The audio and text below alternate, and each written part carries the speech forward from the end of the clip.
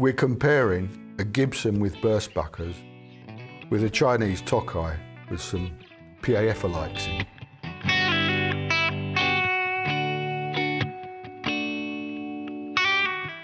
I think we're taking it to the Gibson. I think we're taking it to the Gibson.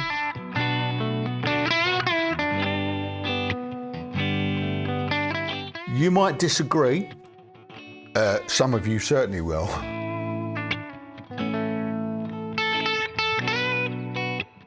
We're having some polls. I still don't know how to say it, but we're having some.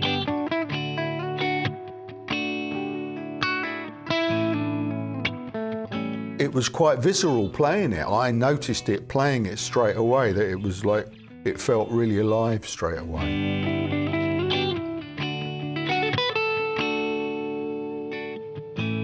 That old saying, like a Telecaster on steroids.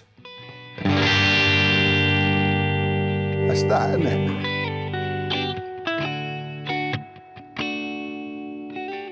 It's kind of like it's on the verge of ripping your face off at any time.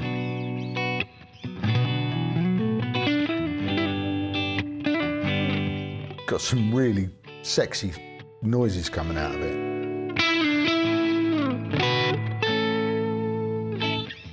I'm going to declare two really nice sets of PAF.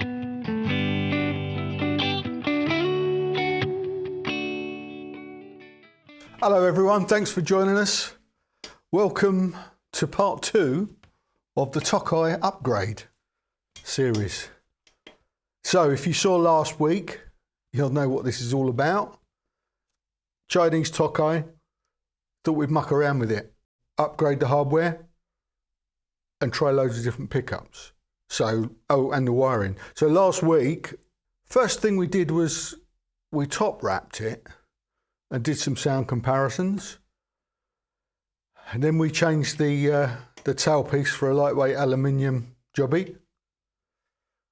And we did some sound comparisons. And then we changed the bridge for a posh bridge with brass saddles. And we did some sound comparisons.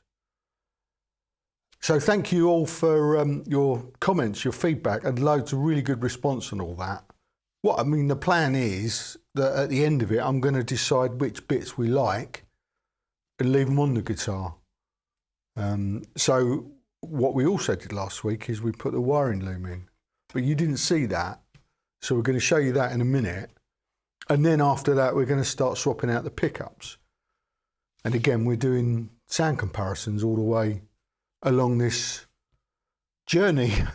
Yeah, journey. By the time this goes live, hopefully I will have also posted some stuff in the community section on, so if you click on the channel on YouTube, the community section's down there somewhere, it's a tab, and we're going to have some voting. So I just want to get as much feedback on the hardware still. So there should be two votes on there at the moment. Do we like top wrap or not? Do we prefer it top wrapped or do we prefer it normal? That's one vote. Tell us what you think. And the other one is, which bridge did we prefer? This is the original one I put back on there because I thought it might be, I might prefer it to the one with brass saddles. But you let me know what you think, because I've had kind of interesting feedback both ways, and I'm thinking, oh, maybe the one with the brass saddles is the way to go. So, and that'll all kind of unravel as we change other things as well. You know, these are still the standard pickups at the moment, so it might change things dramatically once we put some better pickups in. And as you can see, we've got an array of pickups before me here. We're not going to try all these today, but we're going to do a couple of sets of these today. Before we do that, though, let's just rewind to the wiring loom. Last week I replaced the wiring loom, but we didn't have time to include that because it didn't really go to plan. So let me show you what happened first, and then after that we'll be back and we'll start on the pickups. So check this out.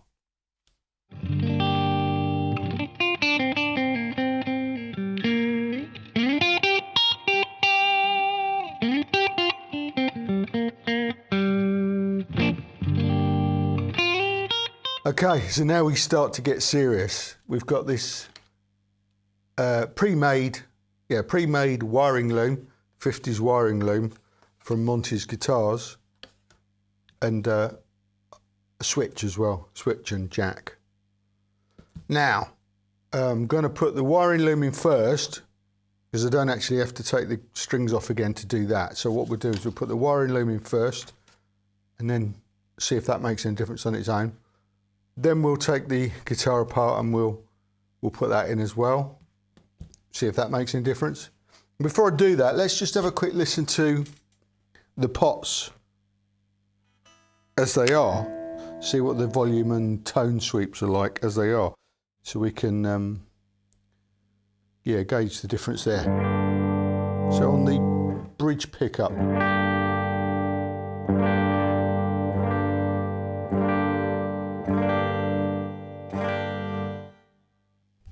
I think I remember saying before they weren't great.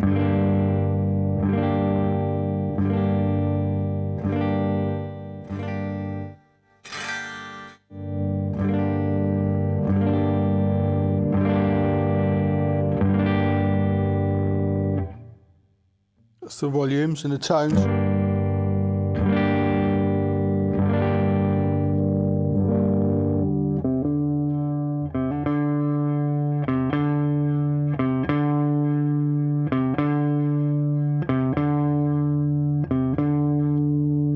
Yeah, the tone on the neck is not great. Bridge.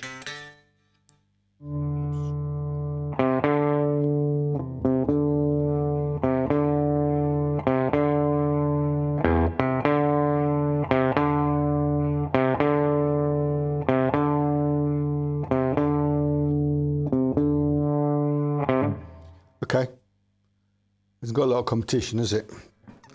Okay, let's whack that in and see what that one sounds like.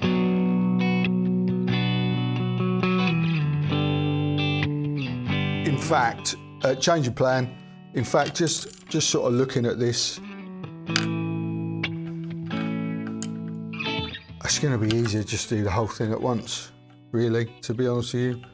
Desoldering and trying to work out what they've done with this. I'm going to whip the wiring out and start from scratch with this new stuff, which is pretty clearly marked up, I hope. Yeah, so let's do some desoldering and then we'll get the strings off, get the switch out. Bob's your uncle, hopefully. So here's me pliers. Might as well desolder this rather than cut it off, mightn't I?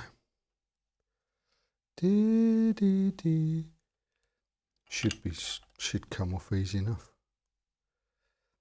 If you have a problem desoldering, put a bit of fresh solder on it. That's always just helps it to run. This is coming off pretty easy. Wow.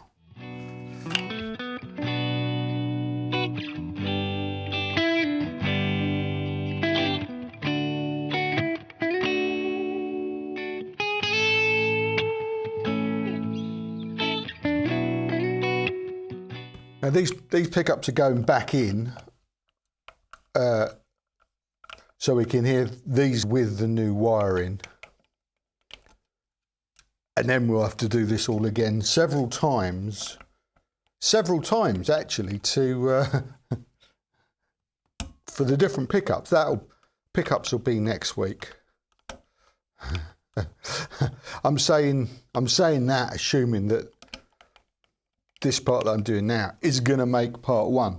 It might not. I have no idea. I've been filming all day today. Got loads of film. I have no idea how long it's going to be. Ta-da! Pickup number 1. BH bridge pickup. R. It says R on there, and I believe that means rear.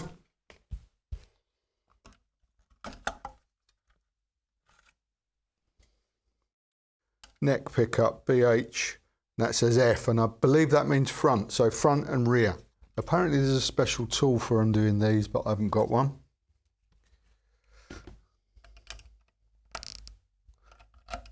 So I'll have to use my pliers carefully.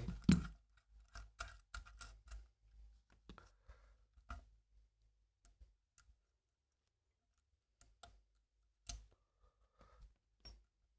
think that'll stay on.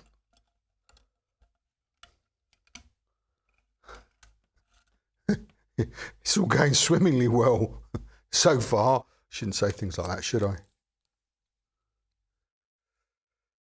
Right, I'm going to just tidy up and then I'll be back and we will continue. Right, so for those that are interested, you can join me now as I attempt to install all the wiring in a Chinese knockoff Les Paul. And obviously this kit that you get from Monty's is designed for Gibson. Okay, I mean it will go in Epiphones and Tokais and other things, but there's going to be a few differences in the construction. So notably the pots that obviously I've got from Monty's, you know, these nice, what are they? SSSP CTS, you know, 500k pots. And the first thing you'll notice is that the shafts, the shafts are thicker. They won't go through those holes. And they're also really long. Look at that, they're really long.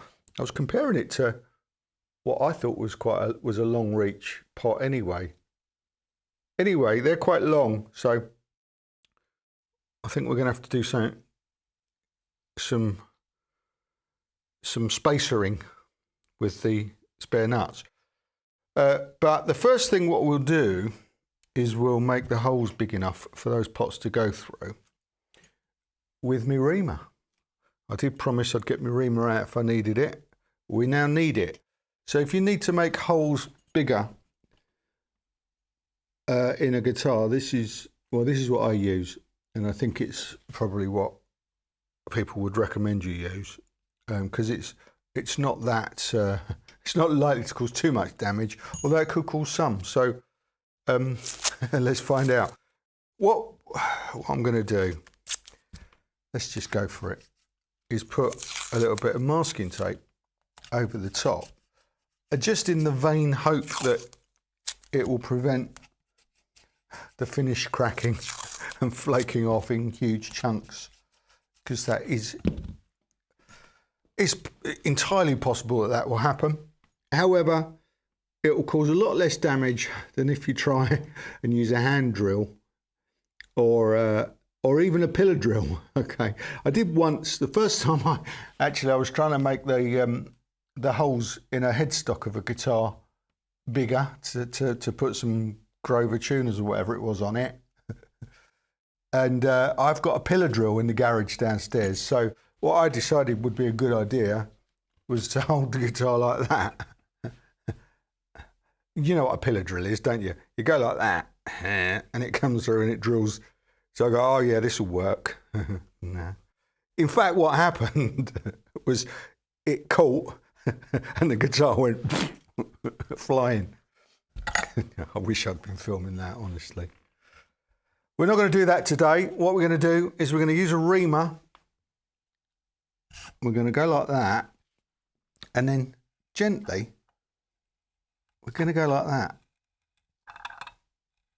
And we're going to screw it down and make that hole bigger.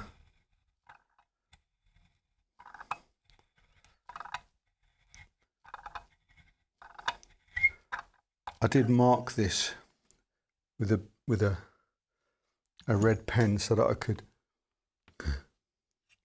I was going to blow that then. Let's just see. Bit more. Talk amongst yourselves. Am I drilling down into the table?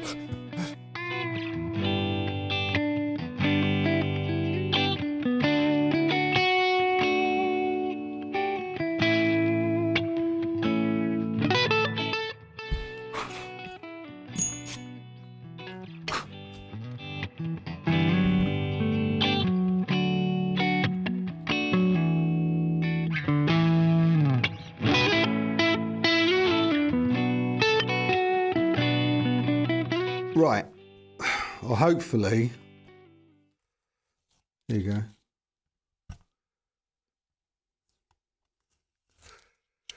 I don't know if this tape's essential, but it can't hurt, can it?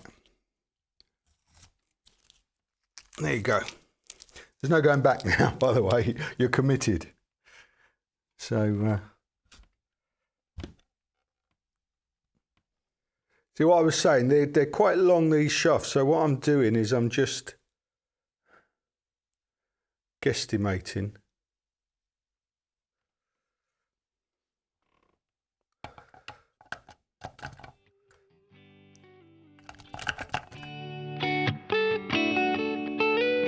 Oh, okay, yeah, that's about right. Once I've got the bottom, I'm talking to myself. Once I've got those on as well. Okay. Right, let's lift that out again. Gently. Right, what I'm going to do now is put the switch in, hopefully. It all comes with fairly clear markings. But you just need to think about it. Well, but it says here, it says take note of what goes where, then remove jack for install. So you have to desolder this and then put it back on once you've fed the wires through. So that's what I'm going to do now.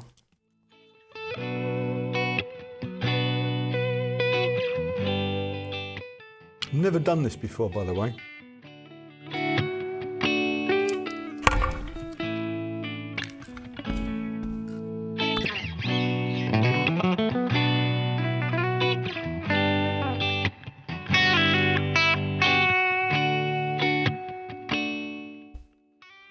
They're all through. Pretty straightforward. The labels as well. I'm going to get the labels. If you lose the labels, you're buggered. Yeah, they're both coming through. Come on. Come on. Yeah. Whoops.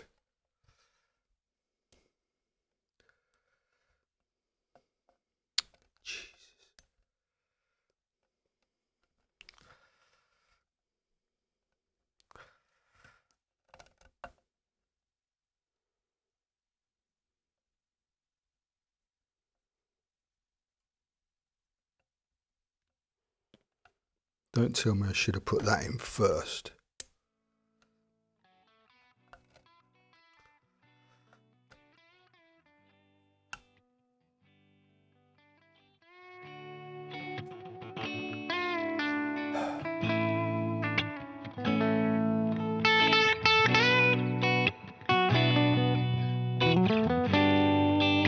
Do you know what? I forgot to put the star washer on, but there wouldn't be room for it anyway. Really isn't. There really isn't room for that.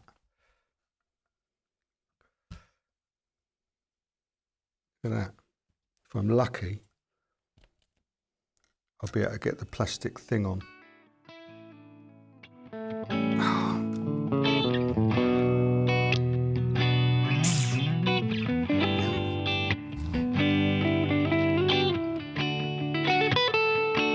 Well, that's interesting.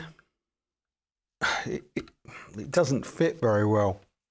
So presumably Gibsons are just routed differently.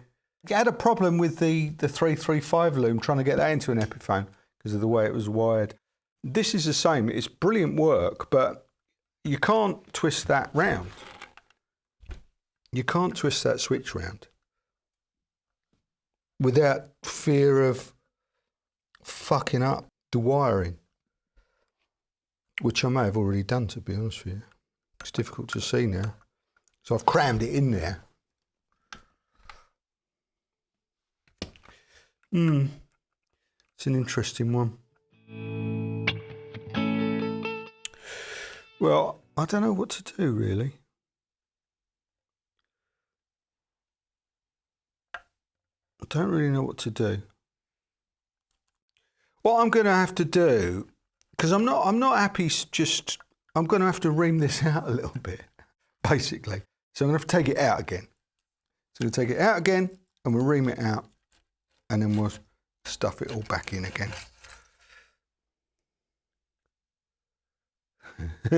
See, one of the labels has come off now.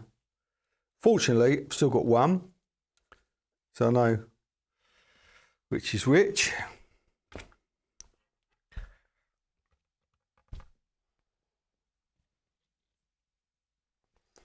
See, I'm doing this so you don't have to. Fuck's sake. I guess you assume they've thought about stuff like this before. You know, you should say, well, there's a warning, it won't fit in a Tokai without. I'm being unfair, aren't I? Do I look stressed? So what I was saying earlier about not using a drill, I've had to use a drill to make the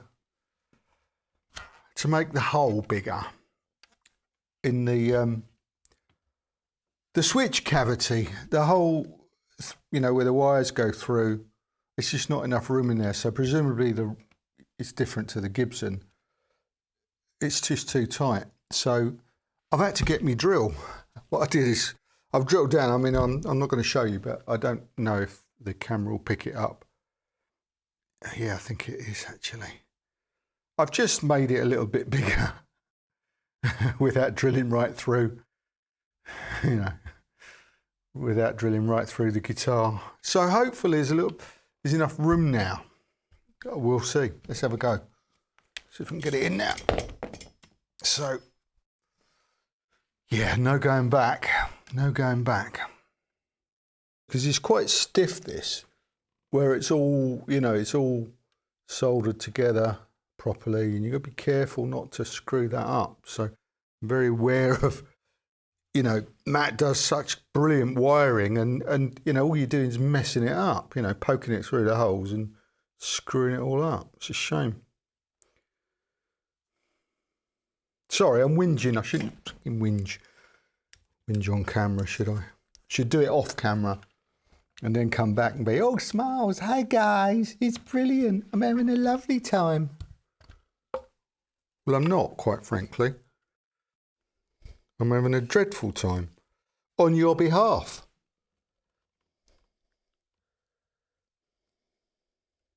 I did say there'd be swearing, didn't I? The thing is with jobs like this, if you've done them before, I did say I haven't done this before. Now I shall know what to expect if I ever decide to do it again.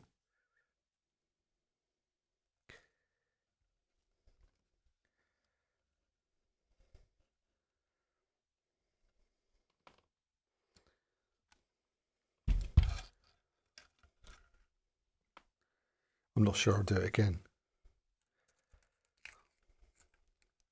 I think I might have learnt my lesson, to be honest with you. You thought I'd learnt my lesson after I did the 335, really. Well, in fact, after the 335, I thought this would be a piece of cake.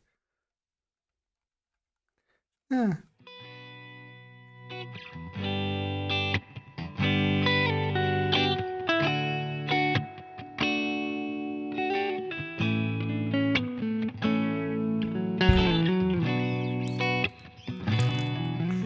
Those in there now. Right, oh, okay, we're around the right way.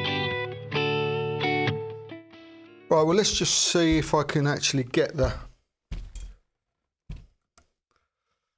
screw on. I don't think I'll be able to get the poker chip on still. I really don't.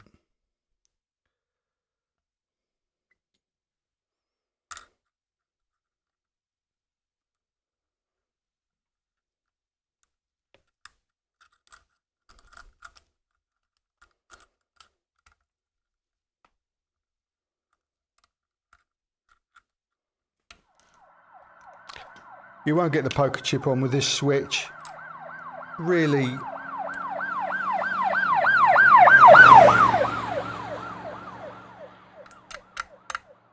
I don't suppose it'll even work now.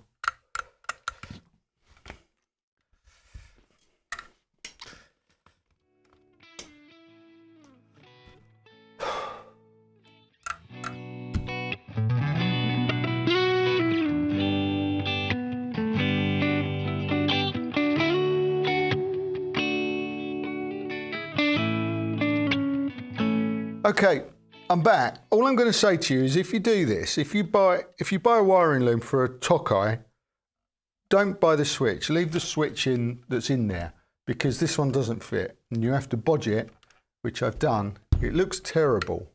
It's on the piss and it just doesn't fit really. So I'd be surprised if that still works now, because I've crammed it in, squeezed and squashed the wire in. So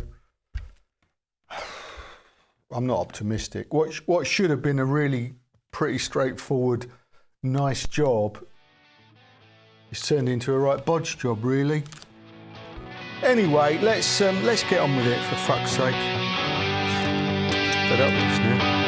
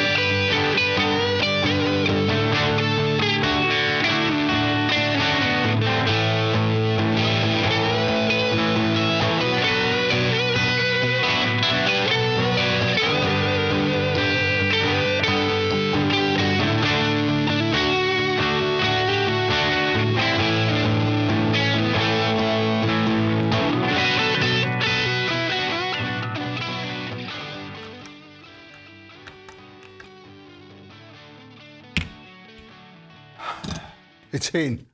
It's in. Can't tell you how relieved I am.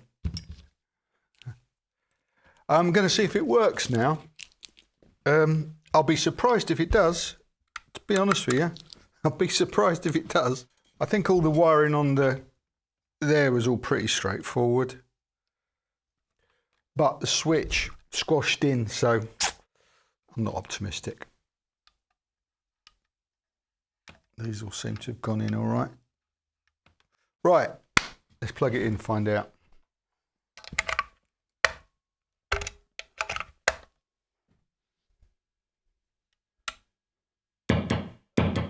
Two pickups. One, none. One, none. Crikey, it's working. I'm gobsmacked. I'll put some strings on then and see what it sounds like now. The thing I'm annoyed about is the switch is on the piss because of the way I've had to cram it in there, and that, you know, that's never going to look good, is it? I mean, yeah, oh well, there you go. Let's put some strings on, see what it sounds like. So, new switch and new wiring loom. And it sounds something like this.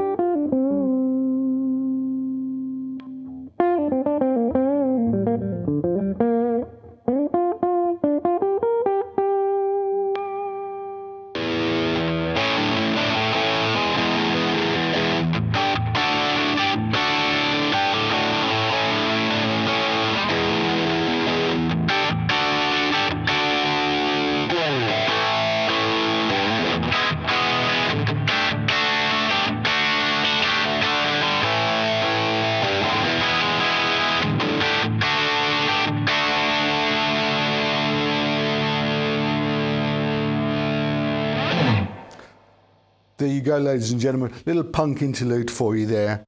Just to introduce this next section. So, the wiring loom's behind us now. That's gone. We're now entering the new pickup swaps phase of this project. So to switch things up, I've dug out the JCM 900 to use going forward with these pickup demos. We're plugged into the 1936 vintage 2x12. I've got a 2 notes attenuator in the middle, which is giving it a -20 dB cut. So I've managed to crank it quite a long way. So it now sounds like this.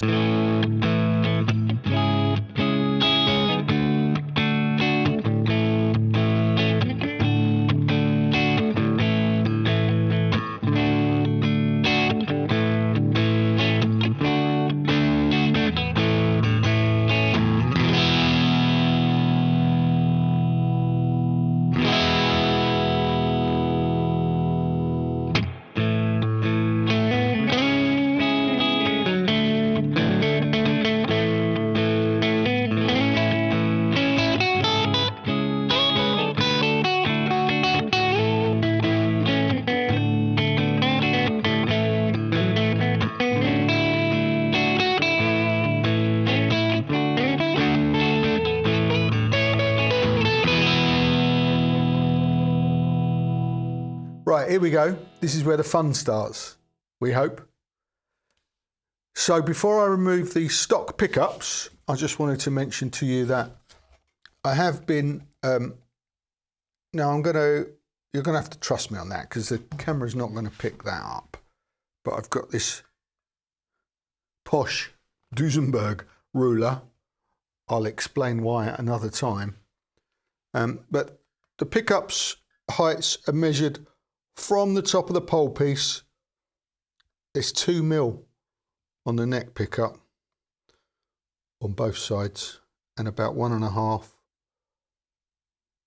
on the bridge pickup.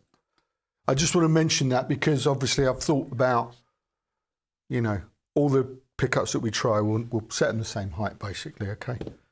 So I've thought about it.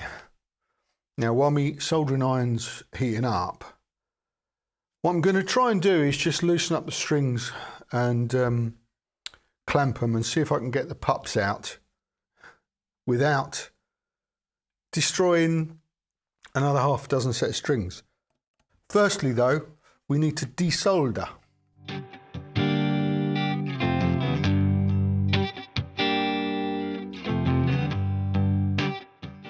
Now I've got a plan to save constantly resoldering onto these pots. I'll show you what that is in a minute. Okay, pickups are loose.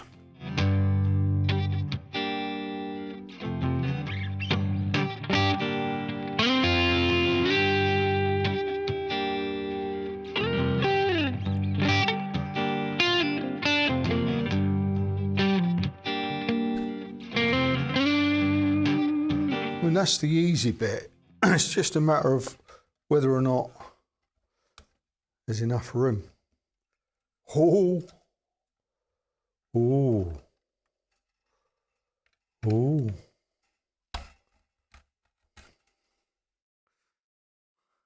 Success. Well, one of them anyway. This may be trickier. No, it should be enough room. These got long legs. Oh, these have got short legs. These are legs. Those bits there are legs, and they look like short ones to me. Compared to the ones I'm going to put in, look, long legs. Should be all right though. Right, so these that I've removed are the BHC pickups. There you go. Standard ones that were in the Tokai, and the readings, here are the readings on the screen. I'm going to replace them with these, which are custom wound PAFs from Murray's Guitar Pickups in South Australia. Okay, these are, Ben Murray makes these, he's a boutique builder. makes all sorts of stuff. Links in the description box. I asked him for some kind of his version of vintage PAFs, so these are what he sent. So let's try them out, see what they sound like. Right. Gonna try and show you the crocodile clip method of keeping the spring on while you screw it into the pickup leg. It might work.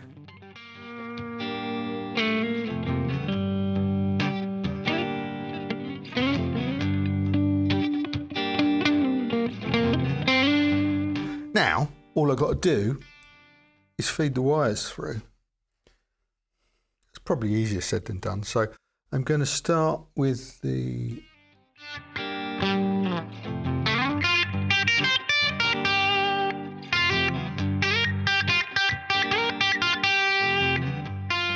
I have a plan so I don't have to keep soldering onto the pots.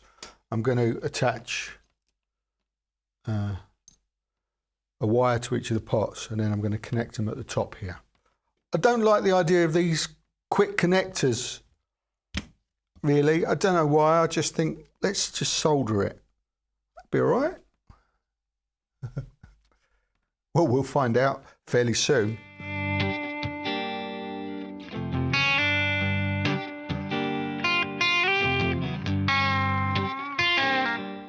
Okay, let's plug it in. Okay, so this is what Murray's PAFs sound like.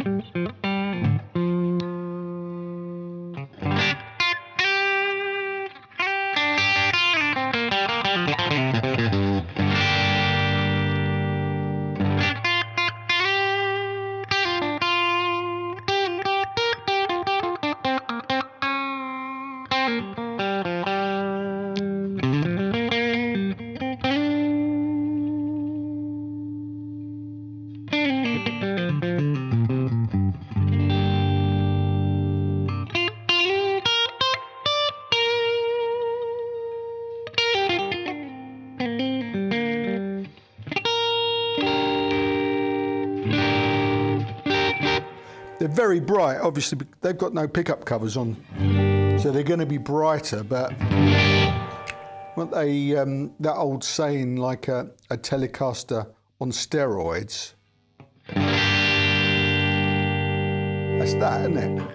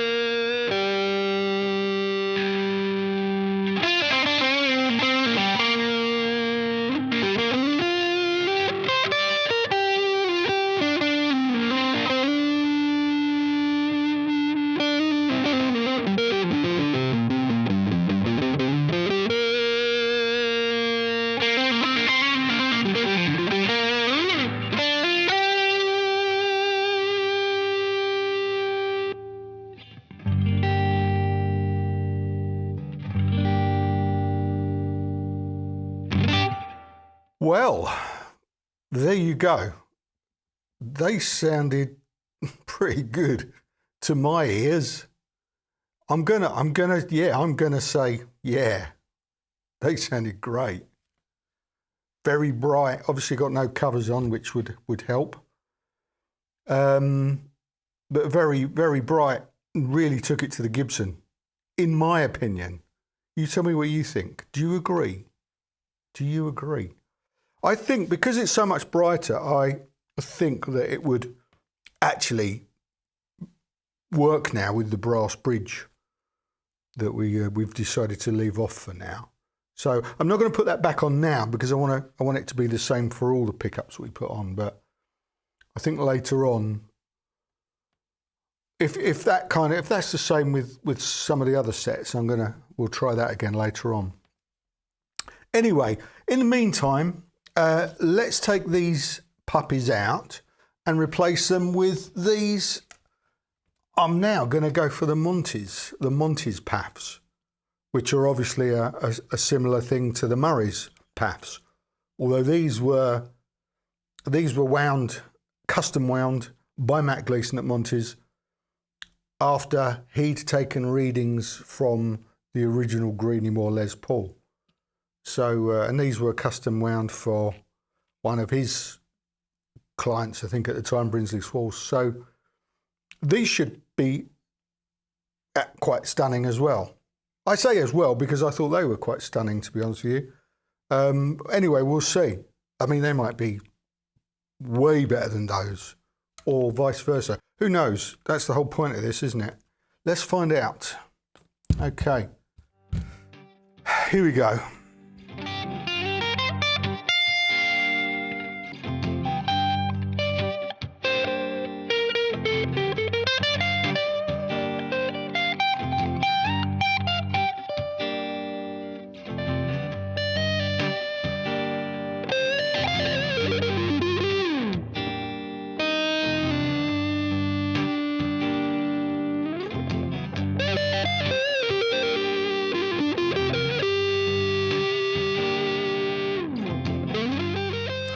There you go.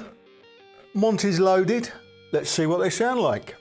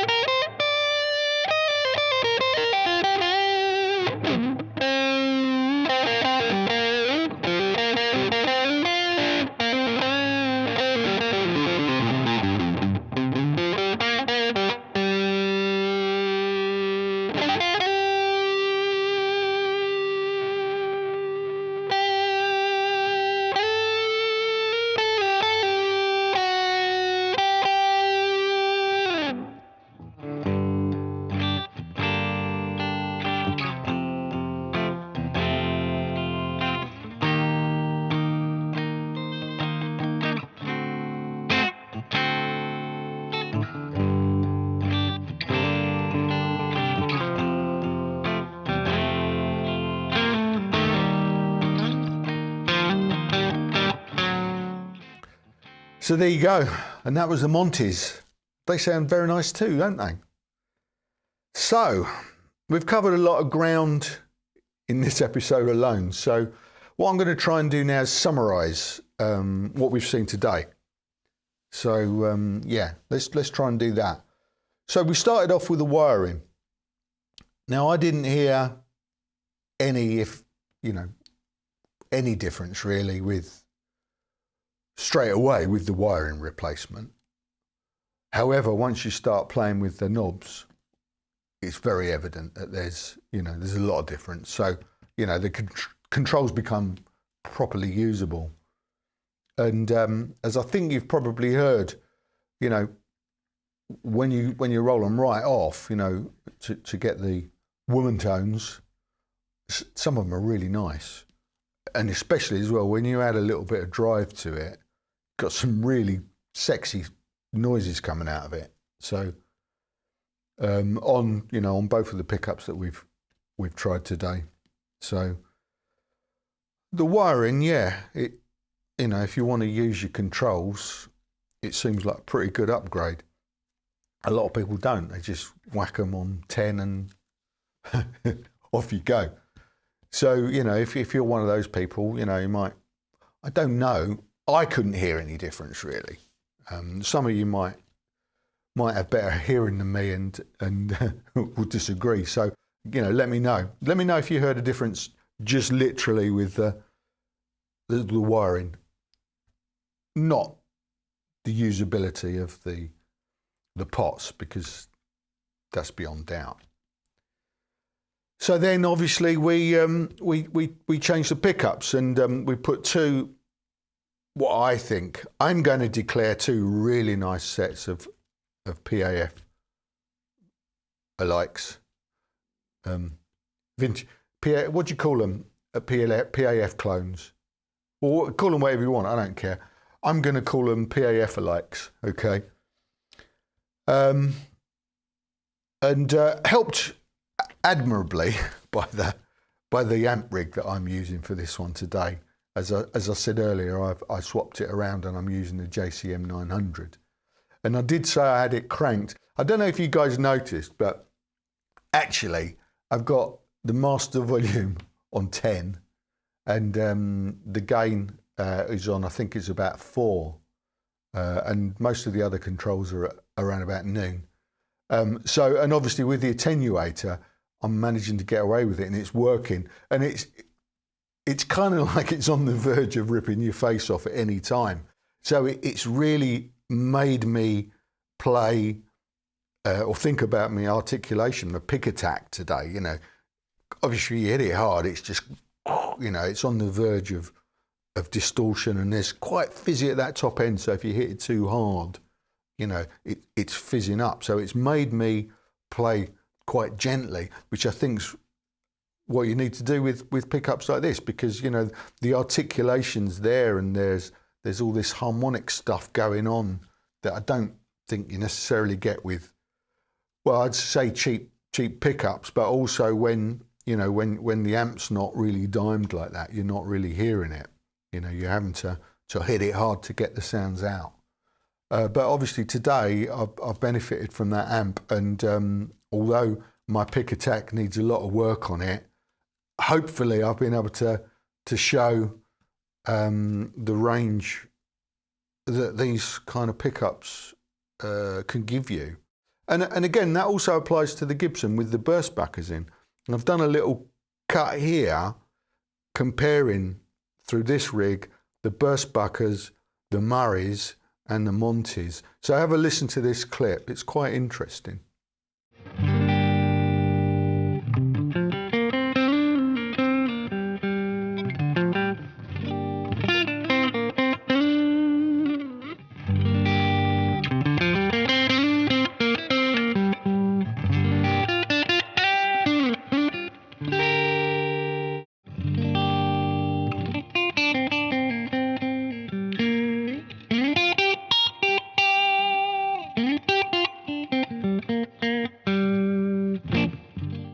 I was quite pleased that you could hear, I think, quite distinct differences between those three.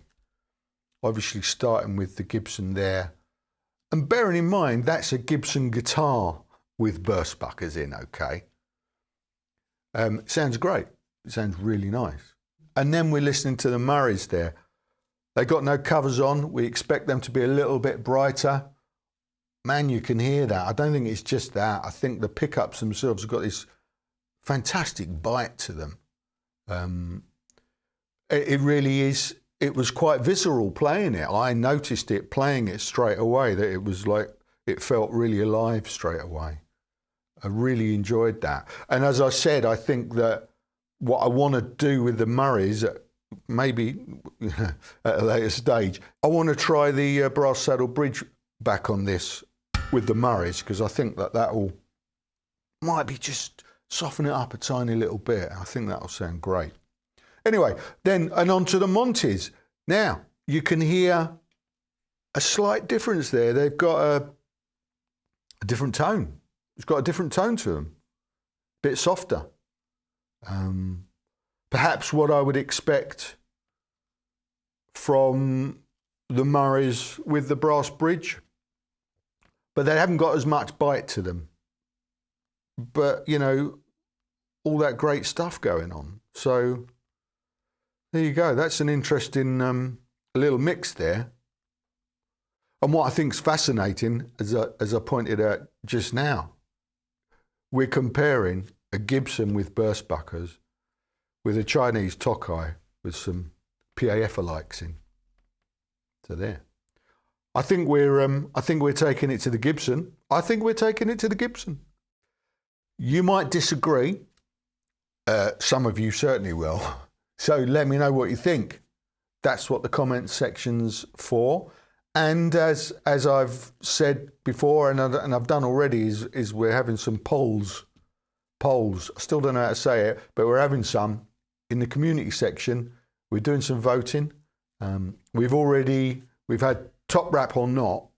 I launched that just yesterday, actually. It's Thursday now, I'm filming this. I launched that yesterday. Fantastic feedback. Fantastic. Loads of brilliant response. Thank you very much for that. At the moment, top rap is edging it. Top rap's ahead. People are saying, yeah, top rap it. But it's fairly close, as I think I probably expected it to be.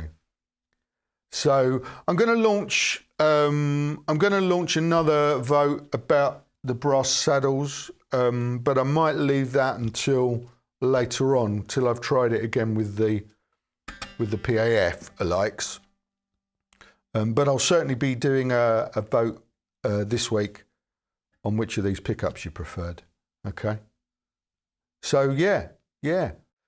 Let's continue next week. Next week I'm going to do pickups. What I'm going to do next week is I'm going to bring out the standard, not the custom wound ones. I'm going to bring out the the Epiphone Alnico Classic Pros. And what I want to do is I want to compare those to burst buckers. I've got a burst bucker 1 here. I'm going to borrow a burst bucker 2 from my Epiphone 59. Just going to borrow it. And I want to compare those Alnico Classic Pros and the burst buckers with Pro buckers, which I'm going to borrow from my Epiphone Les Paul 50s Gold Top. I'm not sure which Pro buckers these are, so we're going to find out as well. So yeah, we'll have a look at 3 of the probably most commonly debated pickups: Pro buckers versus burst buckers versus Alnico Pros. So we'll do a shootout and see if we can shed any light on that debate. And don't fear if you're not interested in upgrade nonsense. We'll be back very soon with more reviews, because we know that people like that. Lots more guitars to buy. I've been trying not to buy any this month. I'm doing well. I'm not at the end of the month yet, though, so, we'll see. But, yeah, I had obviously lots of other projects to get on with, backing up. So I thought, well, we'll get stuck in. We'll have a little bit of a dry month in terms of new guitar purchases. Fingers crossed. I tell you what, I'm getting twitchy, though, so yeah, we'll see. Anyway, that's it for today. Thank you very much for watching. As always, it's been a pleasure, or it's been my pleasure at least. Hopefully, see you again next week, and let's do it all again. Well, not this. We'll do something else, but, you know, hopefully it'll be something else anyway. So come and find out. See you next week. Cheers. Ta-ra.